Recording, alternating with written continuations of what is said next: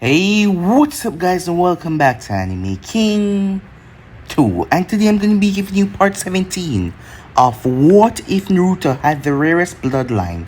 Remember to get this one to 100 likes as usual, share this to all of your friends in your social media platform, and also guys, stay in tune for the brand new episode coming over on Anime King and Anime King 3. If you're new, yes, you heard that perfectly. I have 3 channels, Anime King, Anime King 2, Anime King 3, which I post what if on every single day for you guys to enjoy. So go ahead and click that red subscribe button and become part of the Anime King family.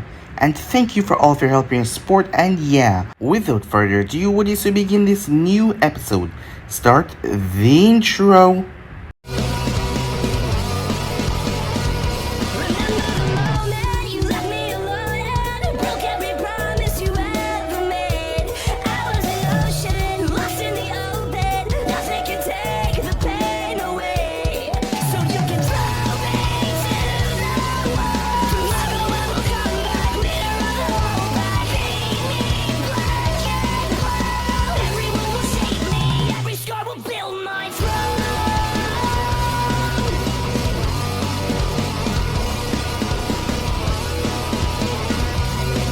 So, the last spot we left off, as Mifune challenged Naruto, as the man was gonna get back his dignity, his honor for his people, as it was a fight to the death. The fight happened so quickly as Mifune died, but then he realized that it was just the ghost's overwhelming presence. Just releasing his bloodlust, Mifune saw himself dying over and over again, until Naruto actually stepped in. Naruto put Mifune in his place properly, as he beat the man thoroughly. The guards tried to intervene as Naruto turned towards them as they stopped. He slammed his elbow in Mifune's face a couple of times. The man should think of himself as lucky that Naruto wouldn't kill him. As Mifune was on the ground, one of his eyes swollen shut, his face was nothing but a bloody mess. Mifune then noticed something, as he said that Naruto had it from Hanzo. Confused, Sawaki wanted to know what was he talking about. Later, Naruto decided to tell her something happened years ago that he didn't tell her. Sawaki had been dying. Yeah, she had been dying as she was poisoned by Hanzo. So was Naruto, as Naruto's vision was getting black until he saw a salamander, who could give him the cure for Sawaki as long as he signed the contract. That was rather surprising to Naruto, that Hanzo or the salamanders would ever do something like this. But he did not care as he did it. He never really used the contract before, but he had used it to get the cure for Sawaki and heal her, as her life was the only thing that mattered there and then. She told him that she didn't mind about that, she was just a bit upset that he did not tell her, as he apologized. Later, as Kushina came for her date, the both of them went out on a wonderful date. She was in the room pacing back and front, as Naruto went in there. Sawaki stayed outside until she couldn't take it anymore, as the 3 of them got together that night. Naruto was woken up next morning as he heard chaos, as he made his way to see blood everywhere. Kisame was drenched in it, a woman that had been slaughtered on the bed, as Kisame was wiling Samehata around to get the snow guards away from him. Naruto looked him dead in the eyes and asked him if he did it. Kisame told him no, as Naruto believed him, as he told them none of them are touching Kisame. But it was enough evidence to put him in lockup, so Naruto said that he would take his place until they find the true culprit, and that is exactly what happened, as Naruto was placed in lockup, as he met his cellmate as he kept on playing his harmonica. As a man over the side told him to shut his mouth, his cellmate told him to not get involved with that guy. His name was King, and he was with the Yakuzas. He was dangerous, but Naruto did not care one bit, as Sawaki came to visit him. She told him that she would free him as soon as possible. At Konoha, things were happening as the Kurama clan noticed that Minato was snooping around their old compound, as Naruto realized it was time to get them out of Konoha. So things were set up perfectly, but they were going to go through the land of Wing, as they were going to pass through the Sand Village. So they spoke to Raza, but they did not tell him the exact detail because he shouldn't know the wiser, as he didn't want to get him involved. Raza trusted Naruto, so he allowed it, as he allowed his troops not to investigate on their mission that they were going to partake, as the entire Kurama clan was going to move through the root bases and made their way towards darkness. So yeah guys, that was basically what I thought. You guys can Switch across the playlist and check it out for yourself. So let's begin this new episode. The interrogation wasn't going so well. The two detectives were trying to pin Kisame to the crime, saying that he took the girl to the room and killed her in his drunken state. There was no sign of rape, and there was no sign of the woman struggling. Instead, Kisame was the one that was struggling with something when he was bringing the woman back to the palace. Or was she bringing him? The investigation didn't change, as the investigators changed their accusation that Kisame became violent after he brought the woman to his room. Kushina snapped as she was in the corner of the room. Then explain the chakra in his chakra network, she said. Explain how the maid that witnessed Kisame and the woman into the room said that Kisame fell unconscious in the bed the moment he hit it. One of the detectives turned towards Kushina fully. Well, the maid could have been lying. She stayed in the room for 10 minutes, helping the victim properly undress Kisame and arrange the room before she left. As Kisame veins pulsed, she was angry. These dirty detectives were trying to force a crime on her friend. A crime that he did not do. That wasn't even the worst part. Naruto was in prison because he had full faith that Kisame did not commit this crime. And all the snow shinobis were pushing for Kisame execution. Kisame was smarter than this. He may be a bloodthirsty monster and a ruthless swordsman, but Kushina was confident that Kisame would never jeopardize the mission. He would never do something like that to his leader. Kisame respected Naruto with everything that he got. 15 years of faithful service to his country and to his leader. No regrets. So Kushina was going to stand around and allow them to disrespect her friend. So you're telling me no one's going to ask how the victim, that woman, was given citizenship a month before the leaders' meeting? The detective looked towards her. Are you implying that the victim cut off her arms and legs and was still able to slice her own stomach open and her throat? The detective pointed at Kisame. He is known to kill his victims with such barbaric techniques. Kisame shook his head as he mumbled, not true. They turned towards him. I shave off the arms and legs to the knees and the elbows while they're still alive. It's more pain that way. And I stabbed the throat, he said. But only on 2 occasions, both for quick kills and not for torture. And I've never sliced open any human being's stomach. Too sloppy. As the investigators looked at him, as the autopsy said that the body was not shaved. Kisame blade was known to shave things. It was sawed off. So that was a big flaw in their statement. And not to mention, it looked like the victim was not in any pain. The cutting open of stomach and her throat was done after death, a while after. For a good measure, they bashed open the back of her head with a blunt object. The autopsy found small wooden shrapnels, but the snow detectives were creating a story. From the blood splattered on the bedpost, Kisame probably hit her head there, but they had no evidence to carry that because the bed post was not chipped, and the wood on the bedpost was different from the shrapnels that was on the woman's head. It was red wood that was in her head wound, while the bedpost was oak, so they had no action there to carry that out. And not to mention the chakra in the system, a strange chakra that was found in her system, making them think that she was dead long before. Even at the point where she sat in the bar with Kisame, she was already dead. But that was confusing. How could she be dead? People saw them talking and interacting with each other. After all, a normal person had to be alive to talk and do all of that. And the wooden shrapnels, where did they came from? The forensic team could not alter anything because Kushina was there, so they had to give a steady, full-fledged report. But everything just seemed rather crazy. They can't comprehend how something like that was possible. Kisame was subdued though, as Kushina noticed that his leader taking the fault for the crime that he did not commit. It had changed him. Last piece of evidence for freeing Kisame of this crime, said Kushina. There is no sign of blood on Samihata. No fingerprints on the handles except for Kisame. No tissue samples on the scales. It was hard dusting off the sword for evidence because touching the handle makes spikes jet out of it. But they got what they needed. Then tell me, genius, the detective said. Who killed the victim? Who else but the obvious suspect? I don't care who killed her, said Kushina. What I care about is clearing his name and taking my lord out of prison. As Kisame could leave the room after that, the two detectives went back to the scene. As BLAK operative Phoenix appeared and grabbed Kisame, and they burst away in a burst of flames. They reappear at the bar. As Phoenix pointed, Kisame made his way.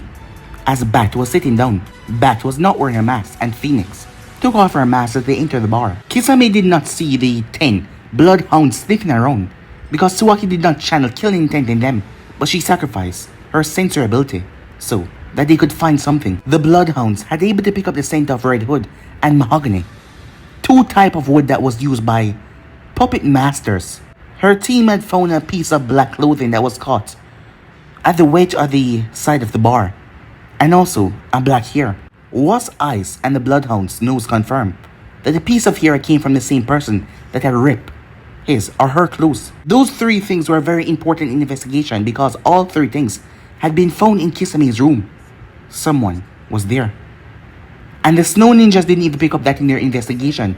Someone else was in the room, as Tsuaki was able to pick up another foreign chakra signature in Kisame's room. A different one than the Uchiha that was in Kisame's system, and more refined than any of the servants in the palace. This meant that there was another culprit. But Tsuaki knew that Kisame knew something that he was not saying. "Don't let me ask again," she said. "What are you not telling us?" He didn't even bother to deflect the question. "I was in Kiri 2 weeks ago, visiting my mother. It was her birthday." Flashback. He wasn't sure how long he spent looking at his mother's tombstone. An hour? 2 hours? Maybe. There under the ground, his last family was buried. His father had killed his younger brother with a blow to the face. The little kid could not survive that kind of attack. His mother had been injured, while his father had been holding Shi and Kisame hostage for years. His father had died in a mental institution. The Hozushi clan that he was from seemed to be strangers to him, as he wasn't close to anyone in the clan. Every step of the way he had took his mother for granted. Every time she shielded him from his abusive father. Every time she spent her time at her 3 jobs just to put food on the table. Every time she snuck in his room to wake him up at night so he could escape before his alcoholic father became violent. Kisame blamed himself as he called himself a coward, as he wouldn't stand his ground because he fled. When he saw his father, he always fled. She didn't even blame him for the state that she was in after the whole ordeal with his father had passed. She simply smiled at him and told him to make something of himself. So he did. For her birthday and his dead brother's birthday, he returned to Kiri and told her all the things that he did with his life. She was just happy that he was making something of himself. He continued this detail even after she was dead and buried. Kisame's shame was not telling her that he appreciated all the sacrifices she made for him and his dead brother. Tsuaki motioned for Kisame to continue. Someone came up to me and started talking. Flashback. One day, the ghost will have no use for you, Kisame. When you become too much of a threat, he will find a way to dispose of you without hesitation. Kisame was trying to ignore this person, but this time he scoffed. "You don't know Lord Naruto." Spoken like a true puppet, the stranger said. Kisame gritted his teeth as he turned towards the person talking. "Describe him for me," said Tsuaki, as she pulled out a notepad and a pen, clicking the pen, waiting for Kisame to recall the person's features to her. He was shorter than him, by maybe a foot. Well, then again, not many people were taller than Kisame. He had black hair and he had an orange spiral mask over his face. The mask looked strange because it only had one eye hole, and the spiral of the mask, it turned into the eye hole. "Clothing," said Tsuaki. He was in a black cloak with red clothes on it, and he was wearing black gloves. Tsuaki paused. "Are you sure that was what he was wearing?" "Positive," said Kisame. "Was there anyone with him?" she asked. "I couldn't tell, but Samehata said someone else was there." "How is it so sure?" asked Tsuaki. "Samehata has a wide sensory range," said Kisame, as he continued his report. Flashback. "You are wasting your potential in darkness. The ghost is purposely keeping you back so you don't become a threat in the future." "Shows what you know," Kisame stood there, scoff. "I learned a lot from Lord Naruto." "Then think about what else you can learn if you join us," the masked stranger said, fully facing Kisame. "My organization is looking for strong people like you. Our goal is to bring peace to this world, taking down cruel masters like the ghosts. Do you want to take the chance and wait for the ghost to dispose of you after he squeezed you dry?" Kisame did not answer as he turned back to his mother's grave. "Take your time and think about it, Kisame. I'll be back for your answer." In the flashback. "And then," said Tsuaki, "he just disappeared." "A sunshine?" Kisame shook his head. Kisame made a motion with his hand of a spiral turning in, full into himself, and he was gone. She tapped the pen on her chin. "Some sort of chakra utilization technique, probably," she said. Inside her head, though, all the clues and evidence came together. Kisame, drunk out of his mind, was being held out of the bar and to the Snow Daimyo Palace by a woman he never met before, who was under compulsion by a Sharingan Genjutsu. Kisame was also placed under the illusion, and because of his state, he could not break free. He did not complain or stop the woman because he was controlled not to. The Uchiha then arrived after the servant was done cleaning the room. Kisame was too large and limp to do anything but sleep immediately. The Uchiha then brought the puppet master with him. That explained the smell of wood. Controlled the woman to do all those heinous things to her, except for severing her arms and legs, where it was the actual puppet that did the deed, mirroring what Samihata would do to a victim. The puppet master could not use Kisame because Kisame's monstrous reserves could prevent control over his body and limbs, but with enough skills and experience, puppeteers could have limited control over humans. Chiyo was a proof of that. If it wasn't for her hounds and Komodo Dragon's sensitive tongue, he would have not found the chakra footprint. Komodo Dragon was able to track chakra on surfaces and in the ear, using his long, sensitive tongue. Two culprits then covered Kisame in the victim's blood, and once the maid came in the room, the alarm had been raised. Akatsuki. They were trying to recruit Kisame. The masked person was trying to use the same logic Naruto had used on Minato. Create doubt. It had worked until it did not. Unlike Konoha, Naruto had no ulterior motive for ninjas or for his country. Today was proof of that, as Kisame saw his lord, his master, had done the equivalent of taking a bullet for him. Kisame swore to himself because a moment there he doubted his leader. He would never ever do that again. He thought he was going to be tossed into prison and Lord Naruto was going to forget about him. But Naruto took his place. She tapped her chin. They could be trying to fill up the position of the plant man that Naruto sensei killed. Or they could just be looking for strong recruits. Not to mention if Kisame became a missing, then they thought valuable intel that could help them capture the Gobe and the Kyuubi Jinjulki. That is exactly what they wanted. It fit exactly what Nagato wanted. She turned towards Kisame. We will make sure it looked like you didn't kill him, as she had no idea if they could find the masked man or the puppeteer. But Kisame will not go to prison, and it's time for Naruto to exit that place as well. I promise, without a doubt, she said. Thank you, Lady Sawaki, he said. Meanwhile, at the prison courtyard, as Naruto walked into the courtyard, his hands tucked into his pockets, as he went and sat down on an unoccupied bench, as he saw the inmates keeping their distance away from him. Well, there was two reasons behind this. First, that some of them, now that they saw who the newcomer was, he looked strikingly like Ghost, but he couldn't be Ghost.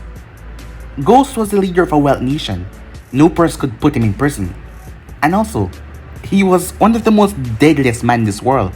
Who the hell could force him into prison? But the glasses, the pale skin, the blonde hair, and the half mask, it looked exactly like him from the descriptions. The second reason was, it was because of King.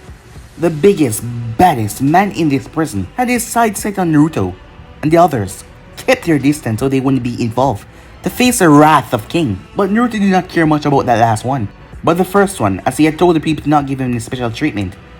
So they didn't really think that he was Ghost. Maybe he was just someone that looked like him. So he's not being referred to as a lord or called by his moniker. But the warden and the guards recognized him immediately. But they didn't have that second thought. The Ghost. The Ghost had defeated the Raikage, slaughtered hundreds of shinobis who pushed Hanzo Salamander to his limit. It couldn't be him that was brought in chains, right?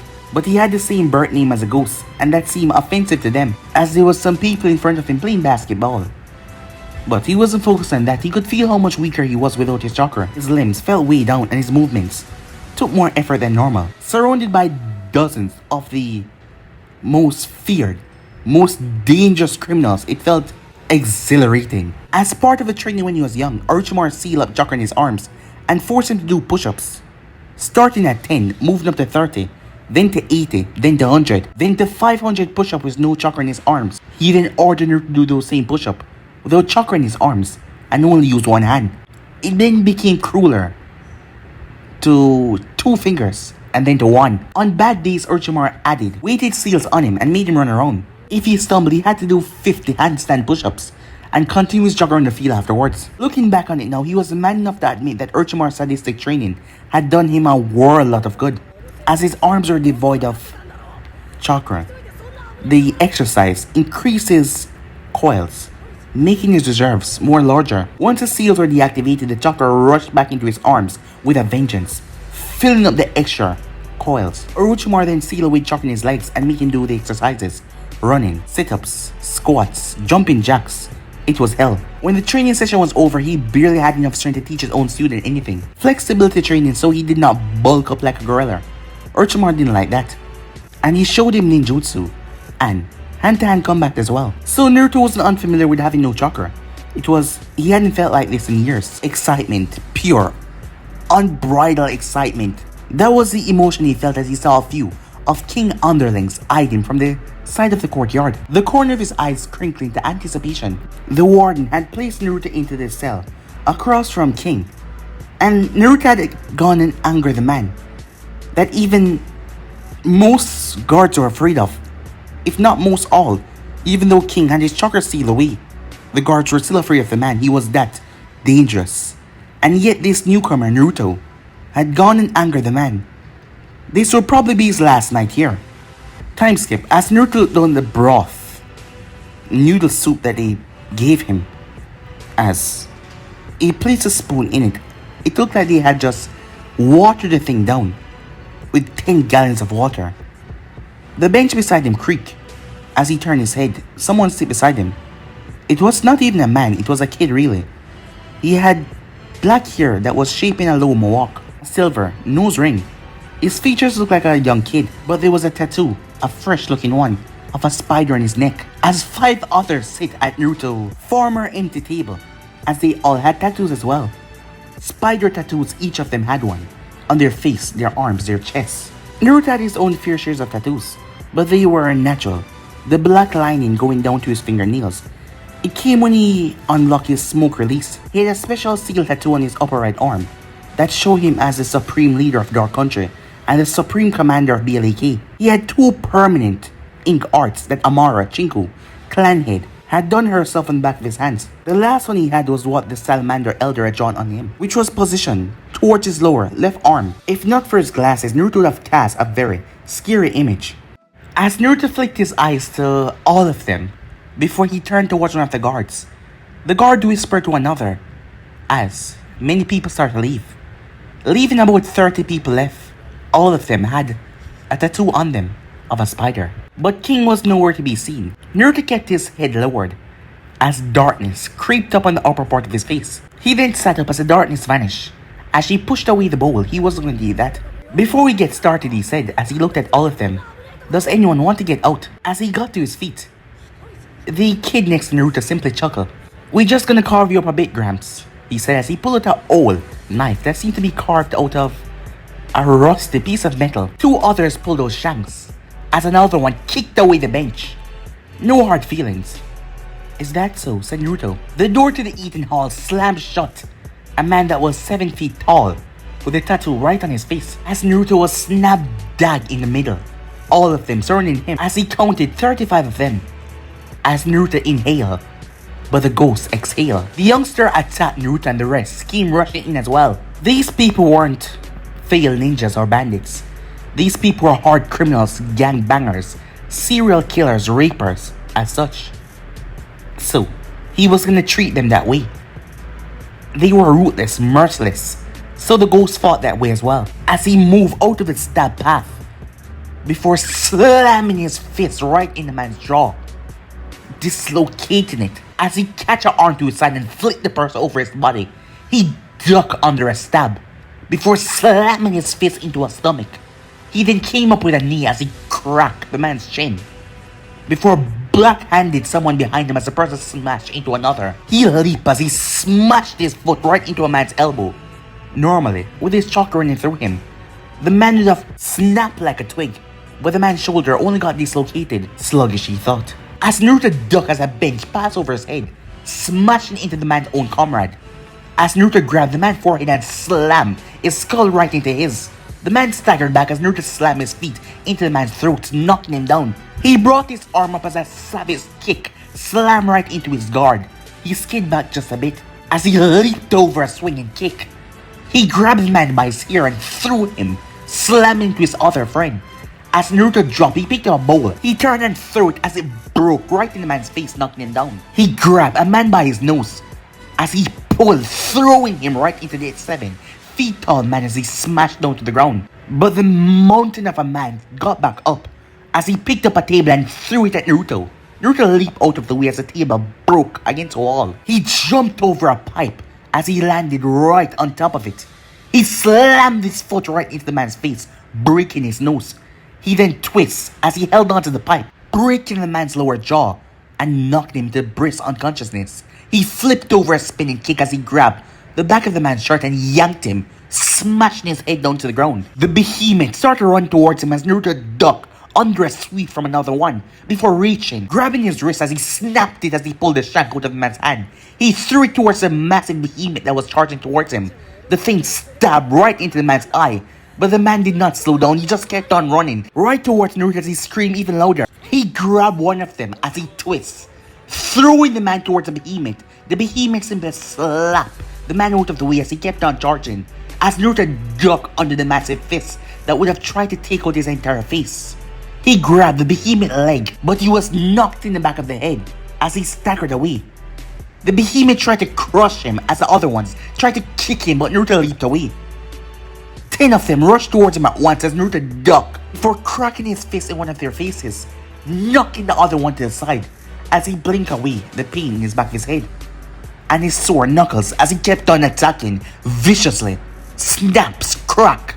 He grabbed onto the leg of one of his opponents and swung him, using the man's head like a bat, smashing it into his other comrades. As Naruto released him when he was done, as the man's head slammed right into the wall, he was gone to blissful unconsciousness. He grabbed a fist that was aimed to the back of his head as he turned, snapped the arm as he grabbed the man by his neck, before yanking him and throwing him towards the behemoth, knocking and slowing down the behemoth charge at him for a moment. As he grabbed two arms and snapped them, he then grabbed back of their necks and slammed their heads together. As Naruto heard a roar, the 8-foot monster was still coming towards him at a slower pace, as the man's eye was bleeding profusely. As Naruto was swarmed, as a knife stabbed right into his arm, as he grabbed the arm and snapped it before crushing his knee right into the man's skull. He was hit into the side as he was knocked back, his glasses falling off his face as his vision was blurred. But he grabbed the fist coming towards his face and grabbed the other fist as he yanked both of their arms down, smashing their skull down into the earth as he ducked under a swipe.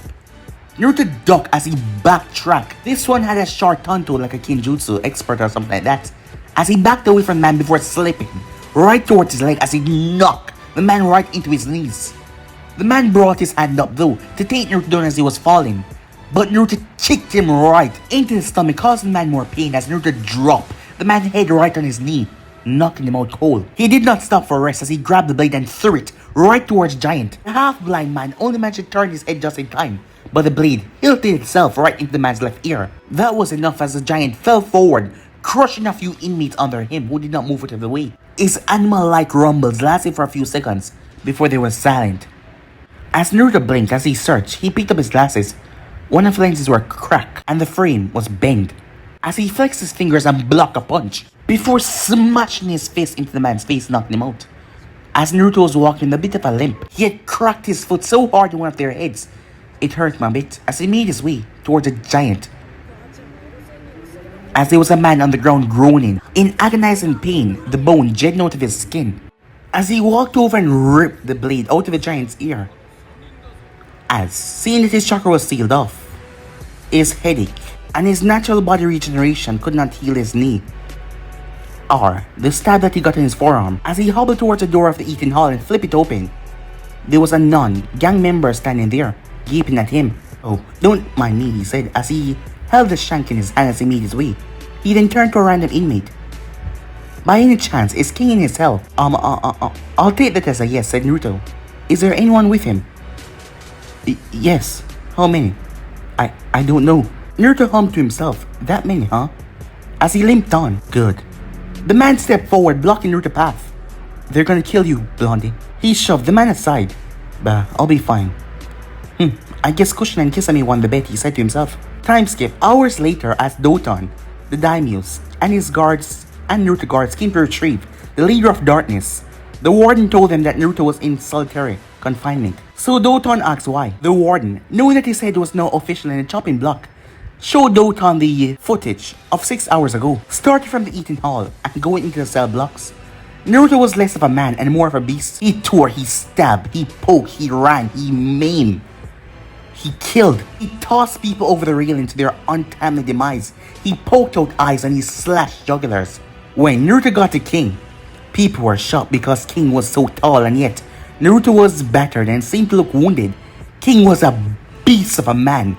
He had veins pulsing all over his body, his eyes vicious and ruthless. As Naruto glanced that broke and he was looking down towards the ground, the blade in his hand had tripped and his wound was bleeding heavily. King ripped a piece of metal, yes, ripped it right out of the wall. It seemed to be already loose though, as he attacked Naruto with it. But Naruto threw the broken shank as he slashed an artery in King's neck. The man grabbed his wound, dropping the metal, as Naruto picked it up and smashed it right in King's head. That is when guards stormed the cell. Not during the brawl in the Eaton Hall. Not when Naruto was carving his way towards King, or the short fight. When it was all said and done, that is when the guards came. The video didn't even finish properly as Doton fired the warden. A large magnitude of them got fired, and they had to get others to replace them for their jobs. The guards had came and ordered Naruto to get down on the ground, as the blonde did not resist. The thing that saved the warden from execution was when a medic came and healed Naruto before taking him to solitary confinement, but Doton still threw the warden in prison. The seal master from Snow was shocked when they looked at the seal. They looked like they were about to fall apart at any moment, as that was just a testitude of the magnitude of chakra that Naruto possessed. Doton admitted that Kisame was not the one that killed the woman. The evidence was overwhelming, as Doton insists that Naruto had stayed a bit longer for him to properly apologize for the corrupt prison system, and also for jumping the gun and assuming the worst of one of his men. Naruto declined without much thought. He had other matters to attend to. As they made their way towards the sand, the BLAK members were spread out, as Sawaki and Kushner was beside Naruto as they lay out, while Sawaki did all that they had discovered. Hopping from tree to tree, Naruto spoke.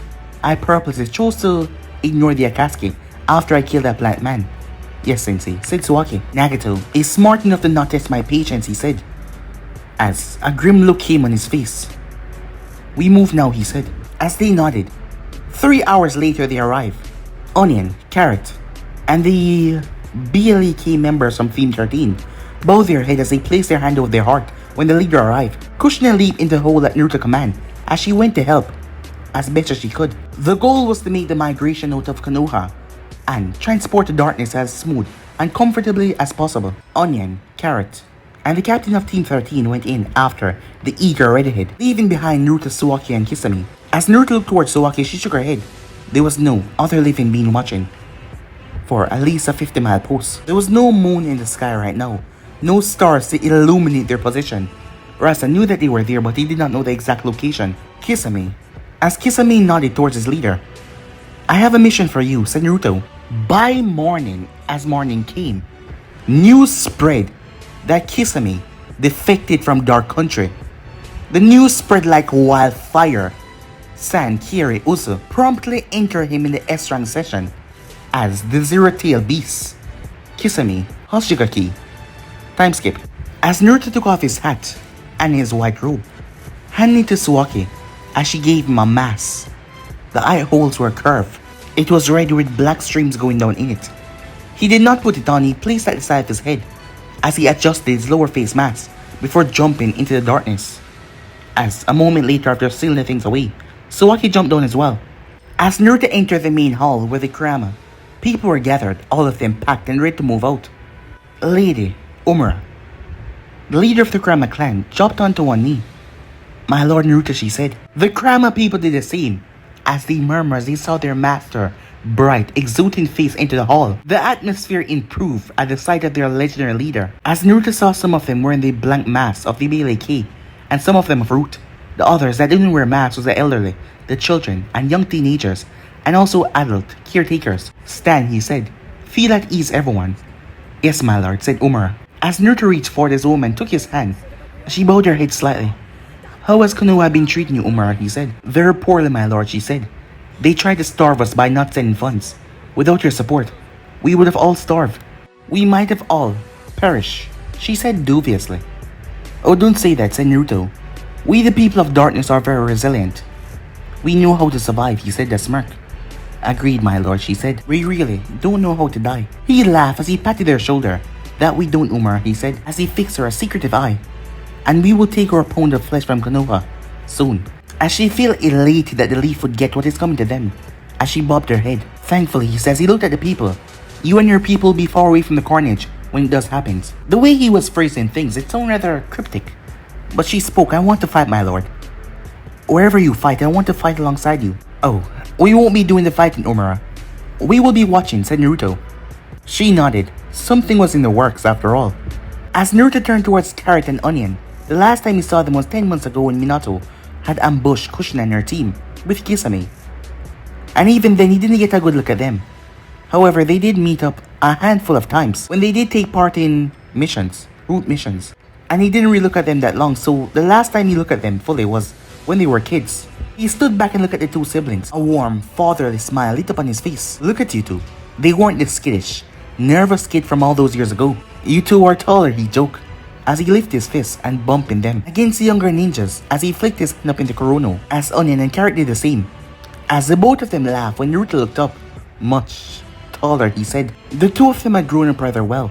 Naruto was glad as he listened how Onion tell him about a mission that he went on in Iron Country and how Carrot had disguised herself to intimidate a samurai. As Sawaki slipped out of the crowd as she spoke to the leader. Exactly 52,561 people, Sensei. Exactly 561,000. That was what the BLEK had did for their head count. There is 4 more rooms, she said. As Naruto hummed in thought, is there anyone left? He directed the question to Omura as well. This is everyone. There's no one left, said Omura. Yes, Sensei. I went back and checked, said Sawaki. I also went into Konoha with 4 teams and searched, she said. As they had confirmed, she and a team, that no one with at least Kurama chakra remained. Your ninjas are now in the vacated compound. Those that were in the Kurama clan compound had similar type of chakra to the Kurama members, but they were not able to use the paint and release. Omura and Onion had placed a massive illusion over the entire compound, making it seem that there was life in the compound, while inside there was 20 BLK operatives and their shadow clones hunger all over the inside. From the outside, all you would hear was the chattering, the laughter, and small smokes of campfires. The gates were closed because they were always the Konoha, and the censors, they would lose their mind trying to break through that illusion that was placed over the place. Sawaki looked down towards her hand. Sensei, it's done, she said. As Konoha has distrusted the sand ever since they became allies with darkness. Here's when it feel like Naruto was going to convince Rarest to invade Konoha. Sentry posts were all over the place. That is why the BLEK members had went off to take care of those sentry posts and to make it look like alcohol overdose and also food poisoning. It was quite easy after all, they were specialized in these things, to clean up their mess and look like they weren't even there, so they won't be spotted. As Naruto nodded, wonderful. Let's get started, he said as he looked over the place. Before he looked towards Omura. Where is Suki, he said. My daughter's over there, Omura said, as the Kurama members were keeping a wide berth from a woman that was seated. She was in baggy blue pants, a white shirt, a headband covering her forehead and her feet, or a pair of blue slippers on her feet. She was just staring blankly at her mother and peeped that she was talking to. She didn't notice that they were looking at her as she jumped a bit. Omura smiled and motioned for her to come. The holder of Mania picked up her bag as she placed it over her shoulder and made her way forward. The clanmates gave her at least 15 foot of space. Omura, Carrot, and Onion took 3 steps back as Suki entered their small circle. She didn't seem bothered by it. She had grown up without contact, not by choice either. Mania, the demon sealed inside of her, would wake up and burst out of her jail if a Kurama clan member touched her. And the demon would also escape if they were too far away from her. Sure, she had tutors and maids growing up, but it was not the same. When she had nightmare of the demon slumbering inside of her, no one could hold her to comfort her. She saw how much it was hurting her mother to not give her a proper childhood. She didn't blink when she noticed the hand in front of her. As she looked up at the legend, yes, she knew what handshakes were, but she never was on the receiving end of one before. The Kurama curse was so intense that she had to heal her own wounds. For healing, chakra from a Kurama clan member was still getting too close, and that would wake up the beast inside of her. She looked towards her mother as she was nervous, but her mother simply gave her a small smile. Her hand slowly reached forward as she took his hand. His hand covered hers completely, almost, as he patted the back of her hand with his other. As she bowed her torso forward I am Naruto. Nice to meet you. His cool blue eyes bathed her soul in a just bright, ethereal light. Her mother did not do justice when describing him. Just the presence and the feeling around him was just... Suki giggled girlishly, relishing in the first contact that she had that she could remember. It's nice to meet you, Lord Naruto. My name is Suki Kurama. She bowed. No need to bow, kid, he said. She straightened back up as she refused to release his hand, as she placed her other hand on it. If you say so, Lord Naruto. It's an honor to talk to you, Lord Naruto. My mother told me all about you, Lord Naruto. Suki, said Umura. Stop. No, let her speak. What has your mother said about me, Suki? As Umura thought about the consequences of crossing the distance and placing her hand over her daughter's mouth, so she did not tell him. But the consequences would be too bad. As Suki kept on speaking, she said that you're the coolest, handsomest, nicest person she ever met. As Suki was not used to physical contact or talk to someone so close, as she was still holding on to his hand, she also said there's no one on this planet that can beat you. And it's not because of your smoke release. But Naruto laughed, breaking her talk, as he saw the embarrassed look on Umura's face as her face was red. As Suki held on to Naruto's elbow this time, like it was a lifeline. The truth it was, holding the leader's hand was her feeling of pinching herself. After all, being so close to someone like him, holding on to him, this couldn't be real. I think your mother has suffered enough, said Naruto, as he patted Suki's head. As Naruto looked over to his side and motioned the right head over, Kushina apologized to the group that she was speaking to, as she quickly made her way over. Suki, said Naruto, this is Kushina Uzumaki. Hey, said Kushina.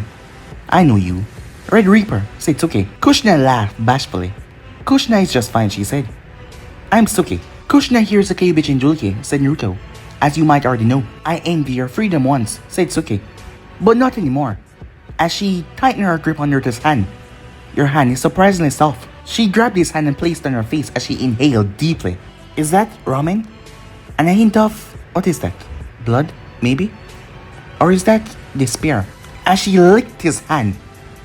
As Naruto froze. As an embarrassed chuckle came from Umura. Yes, despair, said Suki. As Naruto turned towards Umura, she covered her face in shame. Curious kid you got here, Umura. I'm so sorry, my lord, said Umura. Because she wasn't, well, near anyone for her entire life.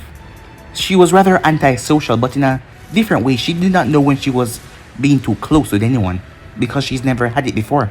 But she realized that it wasn't nice to lick people's hands without permission. Oh, sorry. As she rubbed his hand on her chest, as she just licked it after all. But she was rubbing his hand right over her breast. As Umura lowered her head, Kushina's eyebrows started to twitch. No, she couldn't blame the girl. She was just young and innocent, right? Kushina felt, well, confident about her chest, given that they weren't that big, but still. As she found out that Sawaki's was larger than hers, yes. As she taped them down, most Kunoichi did, to not throw off their equilibrium. But this girl, the way she was doing it so innocently, it made Kushina feel like she was encroaching on her territory. Didn't this girl see the mark that she left on her master's neck? Sure, it was no invisible dent in his skin, but didn't she see it? She had to do something as she grabbed Naruto's other arm, as she held on to it rather tight. Suki looked back at her with a raised eyebrow.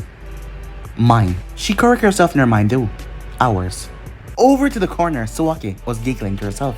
Suki looked up. Is there something wrong, Lord Naruto? Did I do something bad? Your mother will tell you later, said Naruto. Kushina here will direct you and escort you up the main ground, he said.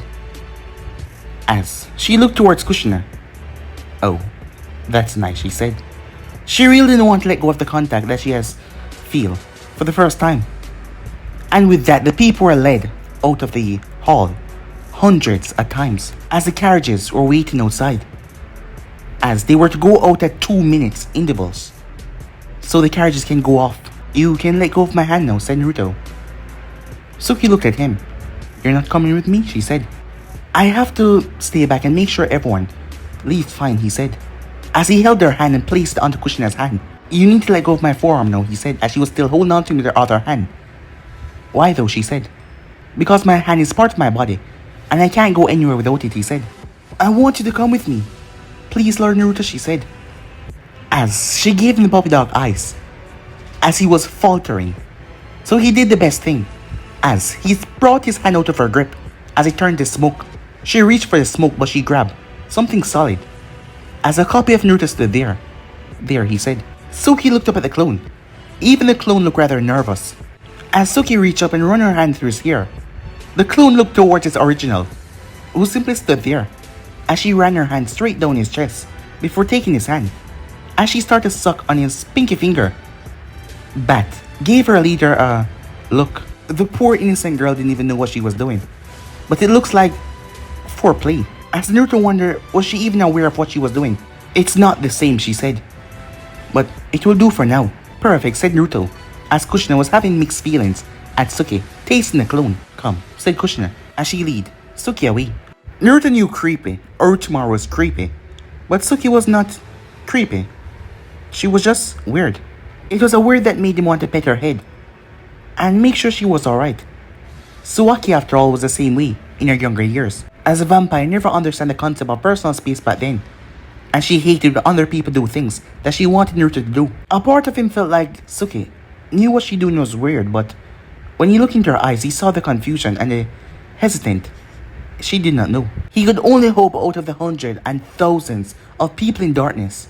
She did not limit her weirdness to only him, so as to not to free the demon. Krama people had to be ahead of her, in carriages, and behind her as well. Once the carriages reached Dark Country borders, BLAK stepped back and the Defense Corps took charge as they registered all the people into the database, adding tiny drop of their blood into the sealing matrix and providing temporary Fujitsu markers until they came by the DC office for a permanent, invisible seal tattoo on the back of their hand. The whole process took over 5,000 DC officers as they had to spread around into the carriage. Each carriage had 25 people as he explained what to do and tell them everything. It was really stressful, but it was also fulfilling, as the people learned that darkness had changed a lot as they were placed back into the system.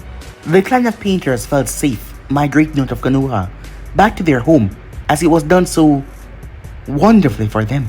No much hassle, no hardship, everything was provided. By morning, the country will know about one of their prominent clan returning, and Naruto will keep a week-long festival, celebrating time skip Konoha, as Naruto was on top of the Krama clan head compound house, as he watched at the ignorance of the hidden leaf shinobis.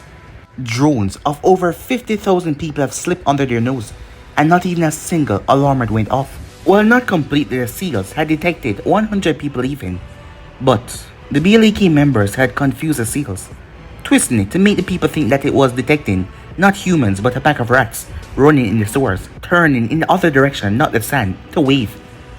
As the member at the seal corps was cursing, saying that the seals need updating. From what the leader of the Shinko clan could tell, the seals on the wall hadn't updated since the second Hokage time, while the seals at darkness updated and refined every 5 years. It was things like these that made Konoha look worse when compared to darkness. How were they still the greatest?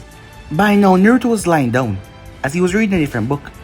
He still hadn't gotten the one back from Koyuki, as when he was leaving towards the sand, she told him, as she had to swallow her pride, the story was... it was amazing, and she could relate. A young man had to watch his parents get murdered by his grandparents so they could get their vast fortune, as it related to her very much. And she wasn't done with it yet. Putting down the book hurt her soul because she wanted to read it. It was just so amazing. As Umar came up next to Naruto, "My lord, why are we still in Konoha? I want to watch Hokage pick his successor tomorrow." Is that important, my lord?" she asked. "You're free to leave, Umar," said Naruto, "your clan. I need your help to settle down." "My council is representing me," she said. "I don't feel like it's wise to leave my lord here in Konoha. I'm confident I can defend myself," he said. "What happened to your arm then?" she asked. "For this?" as he looked towards his bandaged forearm. "Prison fight," he said. She blinked as she wondered if she misheard him. Did you say prison fight?" "Yes, prison fight." How did you get into a prison fight?" "It's a long story. I'll tell you later," he said. Her mind just couldn't really comprehend how that was possible. Prison fight? Her lord wanted to know, as it was time for Harrison to pick a successor, and he was going to. Her lord was going to stay and see who he picked as his successor. But what Konoha didn't know, what no one knew, was that trouble was on the horizon, as Minato Namikaze, the man that they broke, the man that they tossed out to the wolves, lying to him, blaming him for things that were out of his control, even though he was no way related to the ghosts, especially someone who lied to him his entire life. Jiraiya lying that Naruto was his father when Orochimaru told Minato the truth. Well, tomorrow that was gonna come back and bite him in the ass, as Minato was vengeful, as he had already told himself what he would do to Konoha if the truth was revealed to him, and it was. And now, well, people are gonna die. But guys, to be in subscribe right here. If you want to see the next part to do, like, subscribe, comment down below, and turn on that bell notification to stay posted. Remember to share to all of your friends in your social media platform. But more for now. See you guys soon. Peace.